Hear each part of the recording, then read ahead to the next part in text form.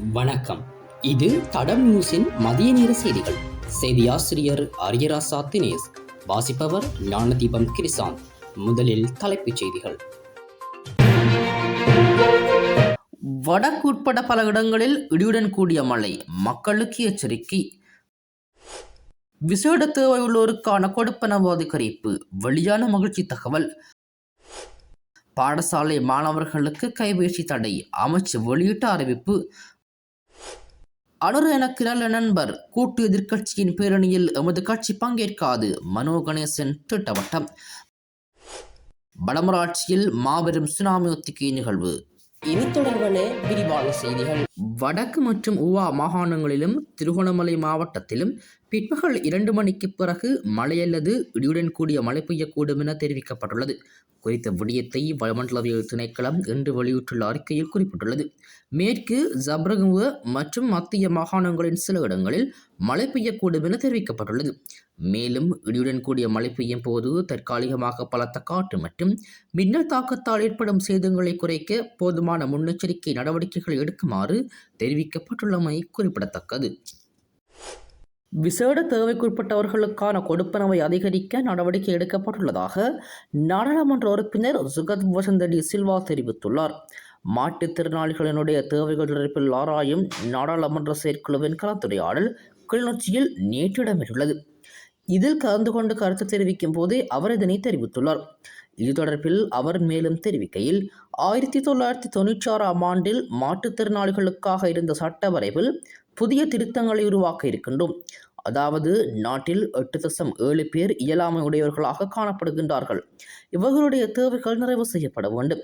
இவர்களுக்காக வழங்கப்படுகின்ற உதவித்தொகை கொடுப்பனவுகள் 20,000 ரூபாவில் இருக்கின்ற கொடுப்பனவை 50,000ஆக அதிகரிக்கப்பட உள்ளது.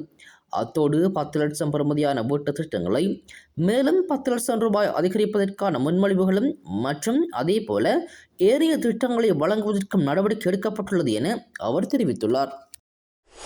12 வயதுக்குட்பட்ட பாடசாலை மாணவர்களுக்கு கைபேசி தடை செய்யும் விவகாரம் தொடர்பில் பெண்கள் மற்றும் சிறுவர் விவகார அமைச்சு தன்னிலை விளக்கம் அளித்துள்ளது. இந்த நடவடிக்கை குறித்து அரசாங்கத்திற்குள் இதுவரை உத்தியோகபூர்வ கலந்துரையாடல் எதுவும் நடைபெறவில்லை என பெண்கள் மற்றும் சிறுவர் விவகார பிரதி அமைச்சர் நாங்கள் சுதர்சன தெரிவித்துள்ளார்.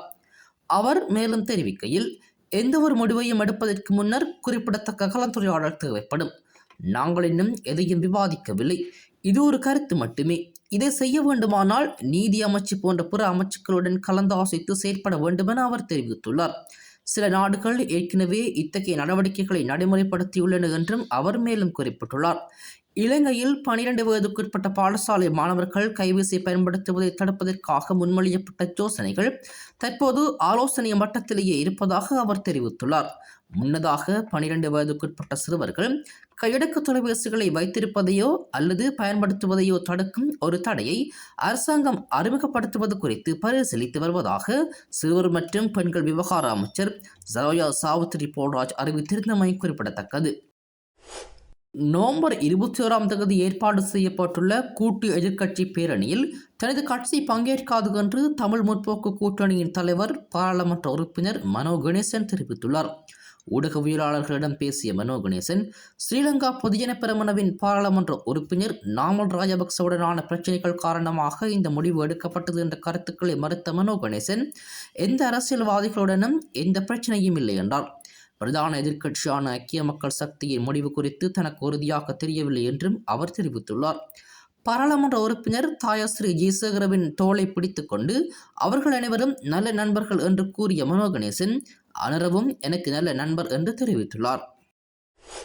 உலக சுனாமி பேரிடர் விழிப்புணர்வு தினத்தை முன்னிட்டு இந்திய பெருங்கடல் சுனாமி ஒத்திகை பயிற்சி இன்று நடைபெறுகிறது.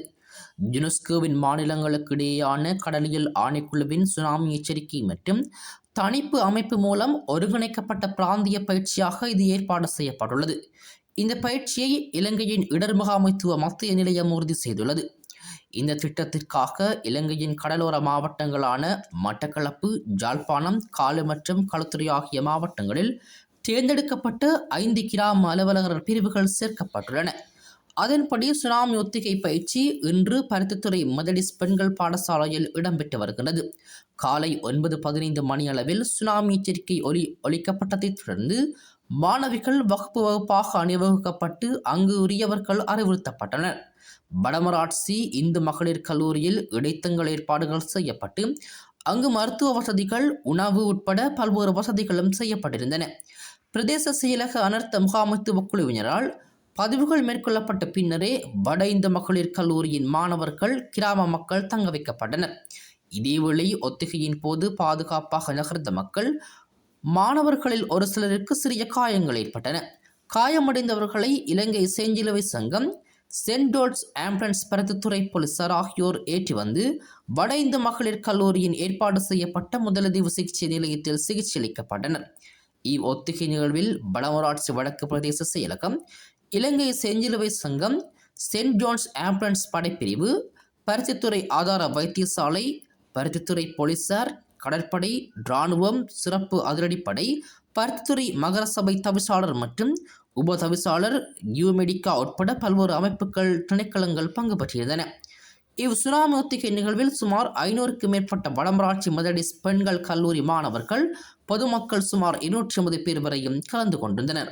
இது போன்ற செய்திகளை தெரிந்து கொள்ள தடம் நியூஸ் சேனலை சப்ஸ்கிரைப் செய்து அருகில் உள்ள பெல் பட்டனை கிளிக் செய்யுங்கள். மேலும் இது போன்ற செய்திகளை உடனுக்குடன் தெரிந்து கொள்ள தடம் FM.com என்ற இணையதளத்தின் வாயிலாகவும் எங்களுடன் இணைந்து கொள்ளுங்கள்.